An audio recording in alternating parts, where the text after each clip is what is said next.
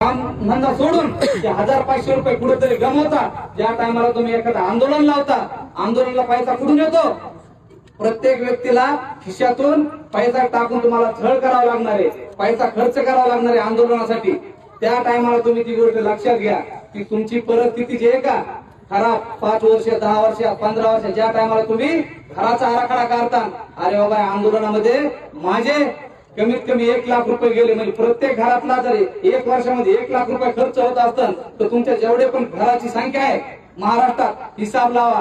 ही theory ही राजकीय लोकांची आहे किंवा ही थिअरी जे मनवादी लोक आहेत की ज्यांना वाटतं की ही जात संपुष्टात यावा, याचा जे आर्थिक परिस्थिती आहे ती कमी व्हावा, हा प्रयत्न हे त्या राजकीय लोकांकडून होतोय। तुम्हाला आंदोलन करायचं तर हमखास करा, आजपासून तर 10 वर्ष करा, 15 वर्ष करा, 20 वर्ष करा, आम्ही तुम्हाला विरोध करणार नाही। पण ज्या टायमाला सूर्यकांत पवारचे शब्द लक्षात ठेवा।